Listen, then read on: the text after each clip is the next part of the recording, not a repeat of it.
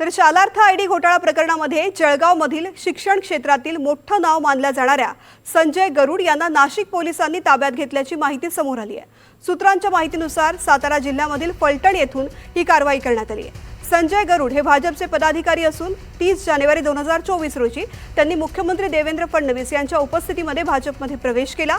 जामनेर तालुक्यात त्यांच्या संस्थेच्या 15 ते 20 शाळा असून या प्रकरणाच्या चौकशीकडे आता सगळ्यांचं लक्ष आहे।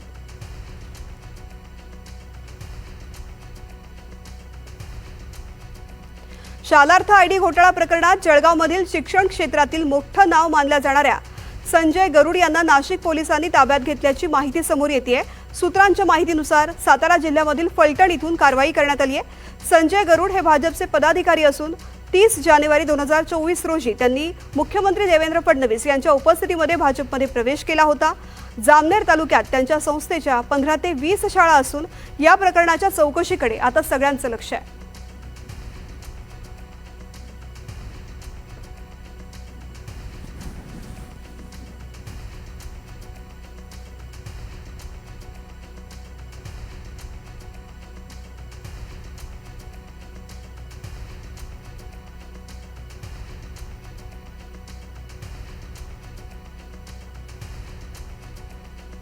अटक झालेली आहे। शालार्थ आयडी जो आहे त्याच्यामध्ये संजय गरुड यांना अटक झालेली आहे। हो, मला वाटतं मी स्टेजवर असतानाच मला फोन आला तर मी तीच माहिती घ्यायचा प्रयत्न करतोय की नेमकं काय झालं, कुठे झालं। मला अजून त्या संदर्भामध्ये फार माहिती नाही, पण मला फोन निश्चित आलेला होता स्टेजवर असतानाच, म्हणून मी आता इथून गेलो की मी तीच माहिती घेणार आहे नेमकं काय झालं काय नाही झालं।